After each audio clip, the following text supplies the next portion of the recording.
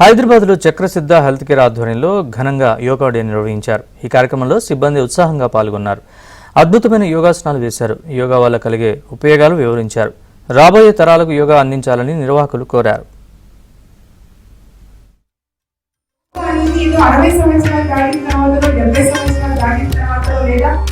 Health problems వచ్చిన తర్వాత ఎక్కడో నేచర్ క్యూర్లో వెళ్ళిపోవడము, వారం రోజుల 21 days కోర్స్ చేయడం అని కాకుండా ప్రతిరోజు ప్రతి ఒక్కరూ కనీసం ఒక 10 నుండి ఒక 45 నిమిషాల వరకు కేటాయిస్తే అప్పుడు అందరూ బుద్ధిగా ఉండేటువంటి అవకాశం ఉంది.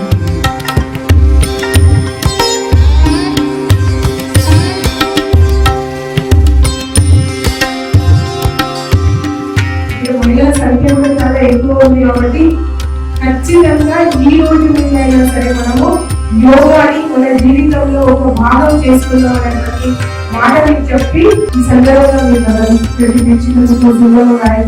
స్టాఫ్ కి ఇంత వాళ్ళు అందరూ కలిసి యోగా డే సెలబ్రేట్ చేసుకొని ఈ రోజు నుండి యోగాని ఖచ్చితంగా ప్రతి ఒక్కరు పాటిద్దామనే మాట చెప్పుకుంటూ దానికి అవకాశాన్ని ఇచ్చినందుకు ఆచరిస్తుంటే మన ముందు తరానికి మన తర్వాత తరానికి మనం అందించబోయే అద్భుతమైన ప్రాచీనమైన ఈ యోగ శాస్త్రం పద్ధతి యోగ చాలా క్లియర్గా ఉంటుంది.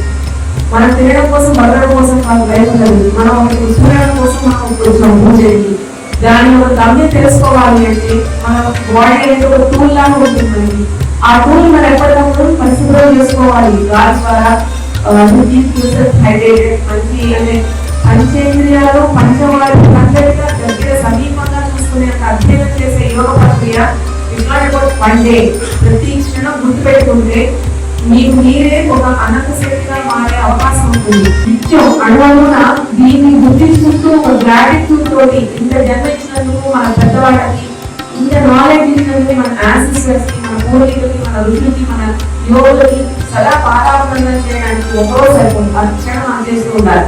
This is like a very humble prayer. You have to remember from where we are.